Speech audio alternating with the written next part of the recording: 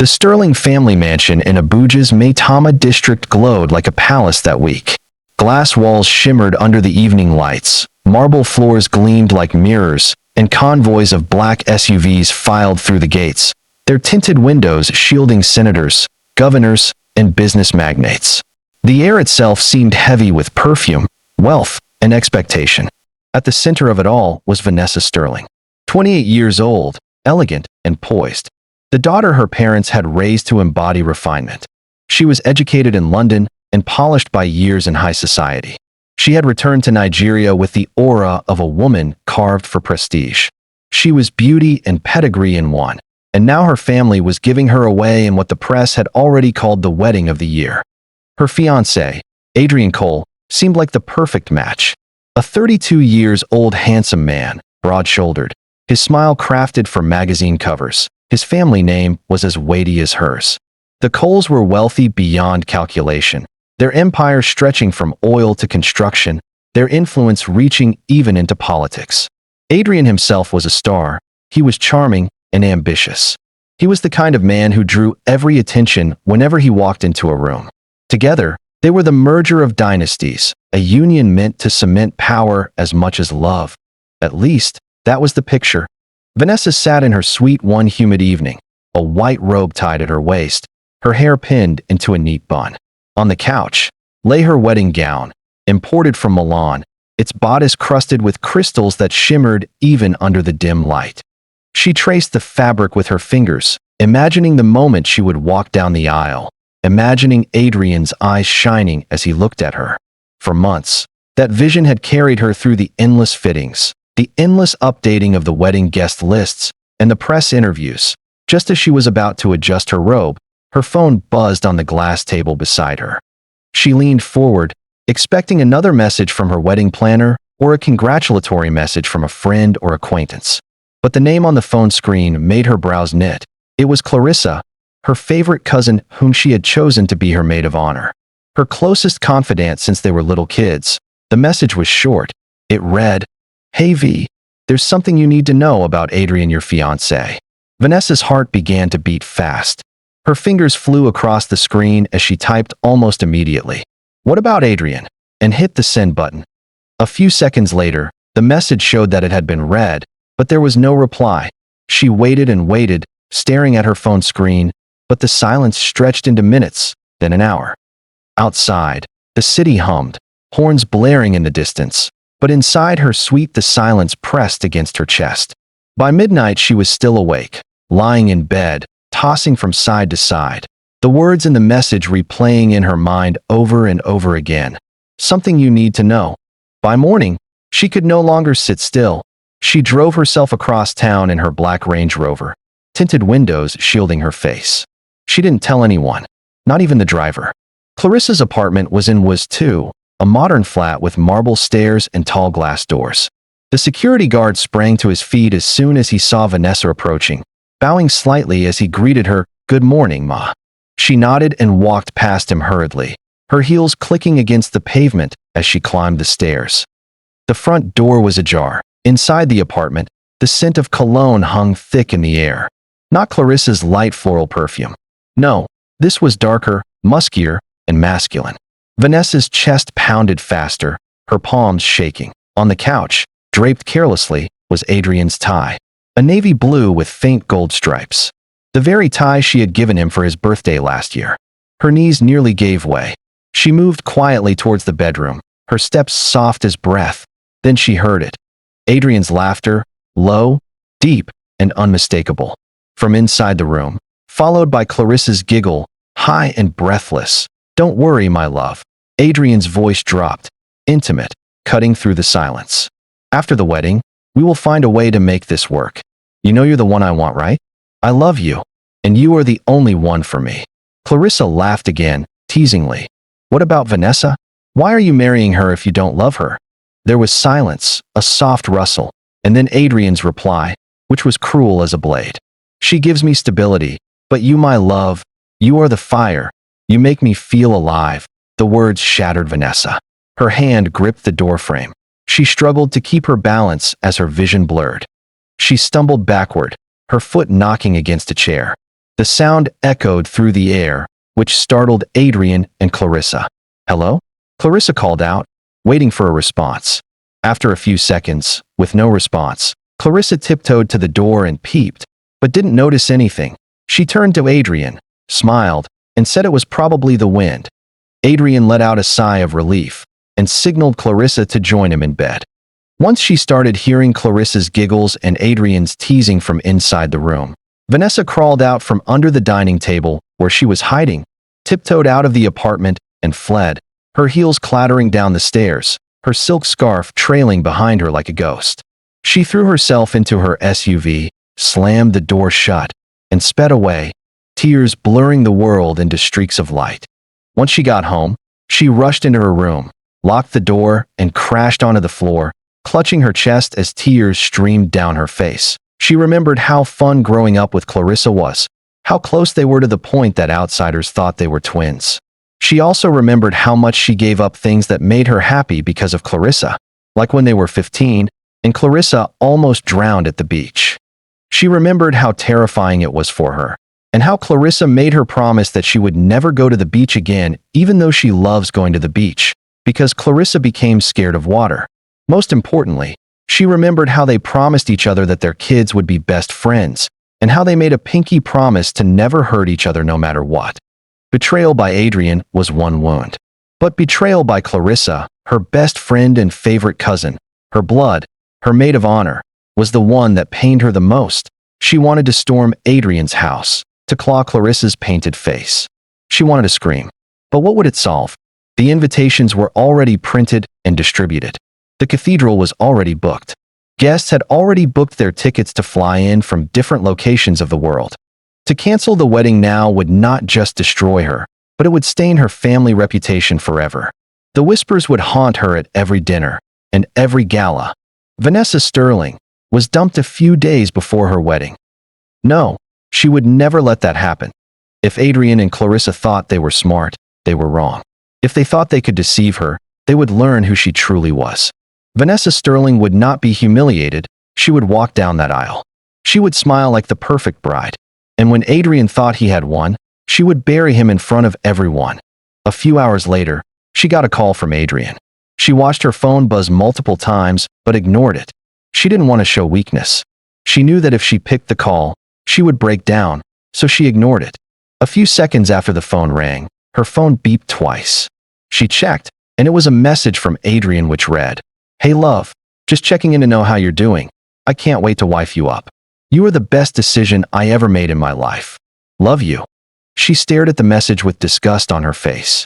She thought about his audacity to pretend all the while they were together, while sleeping with her cousin.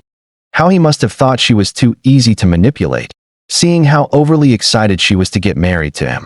She also thought of how stupid she must have looked in the eyes of the security men at Clarissa's apartment, how they must have looked at her with pity, knowing what was going on between her fiancé and her cousin. The pain made her stomach twist. She promised herself she would play along with them and get her revenge. That evening, as she lay on her bed, trying to get some sleep to subside the excruciating headache she was having, her phone on her bedside table beeped. She didn't want to check who it was, because for her at this point, nothing was good news. She tossed and turned on her bed for 20 minutes, trying to sleep, but sleep was far from her eyes. She remembered there was a new Korean drama featuring her favorite actress Park Min-young that was released the previous week, so she decided to drown herself in the fantasy world of drama, since her real life, which she thought was a fairy tale, was crashing before her eyes. The movie magically worked because she ended up dozing off after the first episode. The next morning, she was woken up by her phone ringtone. She stretched her hand lazily to grab her phone from the nightstand. It was Adrian. She tossed it back on the table, but it kept ringing non-stop. A few minutes later, her mother came knocking on her door. "Vanessa, darling, are you awake?" her mother asked, tapping lightly on her door. "Yes, Mum," she replied with her hoarse morning voice. Her mother walked into her room, holding up her phone like she just finished answering a call. "How are you doing, my dear?" her mother said, sitting beside her on the bed, while stretching out her hand for a hug. "I'm fine, Mum. Just very tired," Vanessa replied, hugging her mother while rubbing her eyes with her palm. "Adrian just called me now," her mother continued. "He said he has been trying to reach you since yesterday. but you've not been picking his calls or replying to his messages. I slept off yesterday because I was very tired. Mummy, I'll get back to him later today. Vanessa replied, avoiding eye contact with her mother. Look at me, Vanessa. Is everything okay, my baby? Her mother asked her, looking worried. Vanessa looked at her mother. Mommy, I'm fine. It's just that a lot is going on right now with the preparations and everything. But I will let you know later on, Mommy. Let me sort it out first. Okay, my dear. I trust you. Just know that whatever it is you're going through, your father and I will always be here for you. Her mother said. Vanessa let out a weak smile. All right, dear. I'll leave you to get started with your day. Take care. Her mother kissed her on the forehead and left her room. As the door closed behind her mother, Vanessa lay back on her bed and let out a heavy sigh, her heart breaking. Why is this happening to me? Why do I have to experience this? All my life I have lived according to rules. Why do I have to experience this kind of betrayal? Vanessa muttered to herself mid-tears. She went about her day, lazying around, avoiding Adrian's calls, no matter how many times he tried to call her. Around 2 p.m., she had a knock on her door, and almost immediately, the door pushed wide open. It was Clarissa. Clarissa came in with a big smile. Vanessa was surprised to see her, but she had to play along, because she promised herself she would never show them weakness. Clarissa opened her arms wide for a hug, with a big grin on her face. Vanessa slowly walked up to her, also having a fake smile on her face. They both hugged each other. Clarissa said, "How are you, my sweet bride? How are you doing? It's been a while. I haven't heard from you. What is going on?" Vanessa looked at her for a minute and said, "You sent me a message that there's something you wanted to say about Adrian. And I asked you what it was, but you haven't replied since then. And I've been really busy, you know, with the wedding plans, and the wedding coordinator is on my neck to make so many decisions." Clarissa looked uncomfortable for a second and then brushed it off and said, "Oh, it's nothing. Haha. I was just playing around." And then she sat on Vanessa's bed and asked her, "Do you need my help with anything concerning the wedding preparations? Girl, it's just a few days away. Let the countdown begin. Are you excited? How do you feel?" Vanessa gave out a fake yay. She felt disgusted by the fake love Clarissa was showing her. And she was just a few seconds away from crashing out. But because she promised herself she would be strong no matter what, she decided to find an easy way to dismiss Clarissa so she wouldn't break down in front of her. Vanessa reached out to her phone and exclaimed, "Oh gosh, I forgot that I was supposed to meet up with the priest that will be presiding over our wedding for the final marriage counseling. You know how important that is, and I need to go now."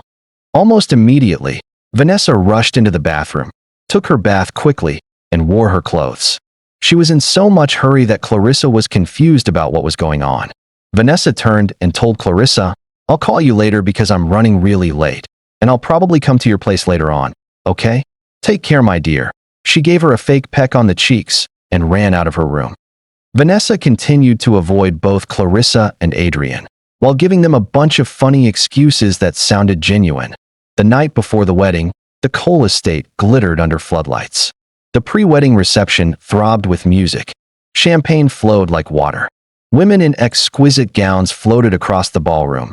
Men in tuxedos laughed over drinks. Journalists whispered about the wedding of the decade. Adrian moved through the crowd like a king, his arms slipping easily around Vanessa's waist whenever the cameras flashed. His lips brushed her cheek, whispering sweet nothings to her, his voice soft with rehearsed affection, like he had it all planned out. She smiled for the photographers, like the perfect bride would, her face radiant. But only she knew the disgust rising like bile inside her.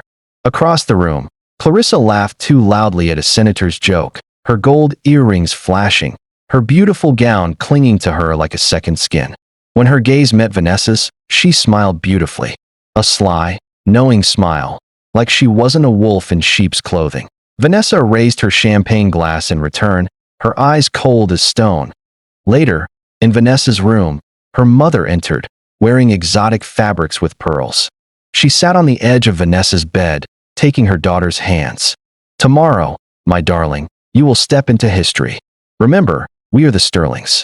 Whatever happens in your marriage, you must never lose your poise."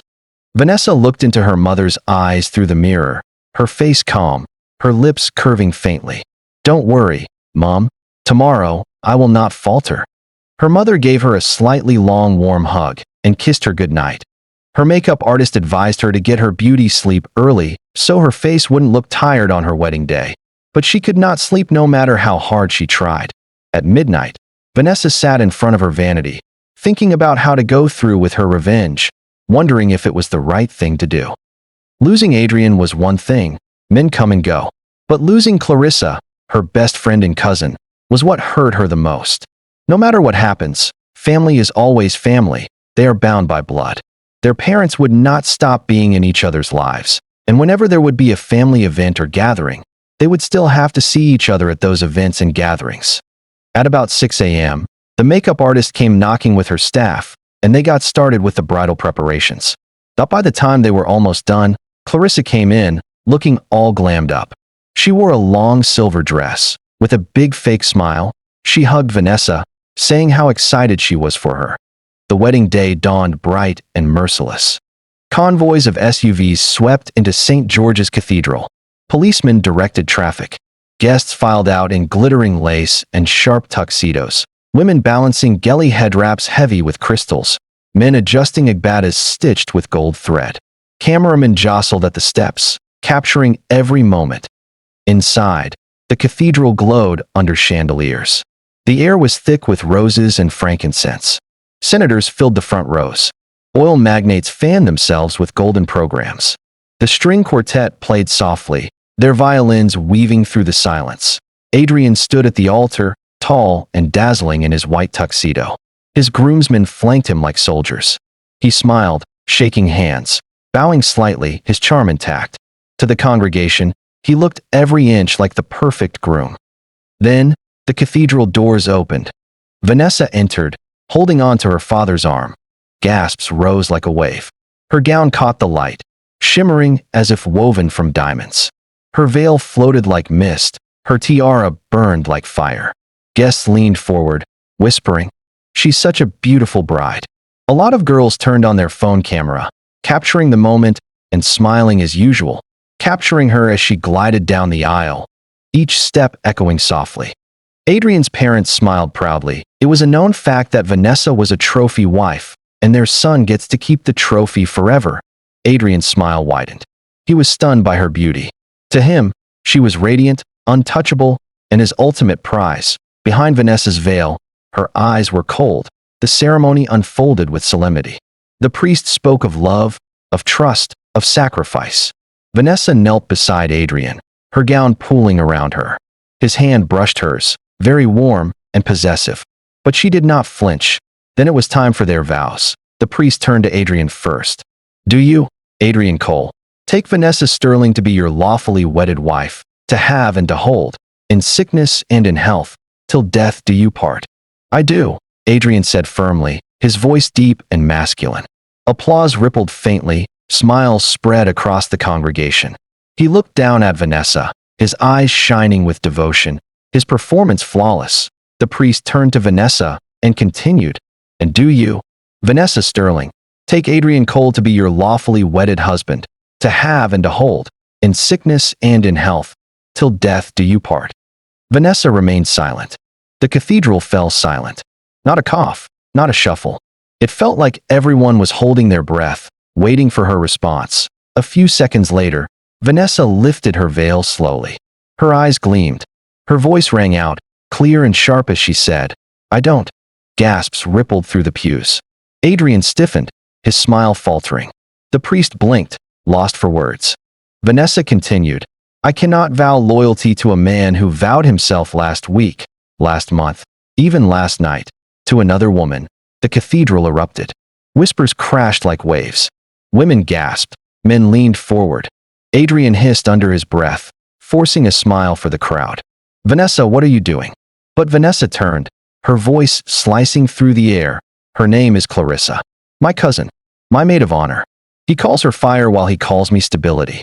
Clarissa should be the one walking down the aisle, not me." A collective gasp shook the hall. All eyes turned toward Clarissa, standing stiffly with the other bridesmaids. Her painted lips trembled, her eyes wide, her face caught in dozens of camera flashes. Adrian's mother turned angrily at him and asked him, "Adrian, what is going on?" Adrian, looking embarrassed, turned to his mother and said, Mom, that's a lie. Nothing is going on, I promise. Adrian's mother continued. You left Vanessa, the good girl that would make a very beautiful wife, a trophy wife in all ramifications, to mess around with Clarissa? Wayward Clarissa? Don't you know about her reputation? Adrian turned to Vanessa, looking ashamed. He said, Vanessa, I don't know how you got to know about this, but it was a one-time thing. I don't love her. It's you that I love. It's you I want to spend the rest of my life with. Please don't ruin this day. Let us get married. I promise to treat you better. I promise you will not regret marrying me. Please don't ruin our marriage. Clarissa screamed angrily. Adrian, you said you love me. You said I am the one you love, that you are just marrying Vanessa for stability. Adrian turned to Clarissa angrily and shouted, Shut up your mouth. I don't love you. Never have, never will. How will I love you? You are too easy. Half of my groom's men have slept with you. So why would I want to marry you? Please don't ruin my marriage. Clarissa was shocked by his response. The congregation gasped. Even the priest was taken aback. The cathedral shattered into chaos. Guests rose, shouting. A bridesmaid fainted. Phones flashed relentlessly. Some women hissed loudly. What a shame. Ushers scrambled to restore order, but the scandal was unstoppable. Adrian's face crumbled, sweat streaking his forehead, his tie askew, his composure gone. He reached for Vanessa, but she stepped back. Her veil slipped to the floor. She turned, lifted her gown, and walked back down the aisle, alone and untouchable. Each step echoed like thunder. The sunlight met her at the cathedral doors, bathing her in gold. She did not look back. Behind her, Adrian sank onto the altar steps, broken. Clarissa hid her face in shame. The wedding of the year had become the curse of a lifetime. By evening, Abuja buzzed like a hive. In cocktail bars, men whispered over glasses of whiskey. Adrian Cole? With his fiancée's cousin? At his own wedding.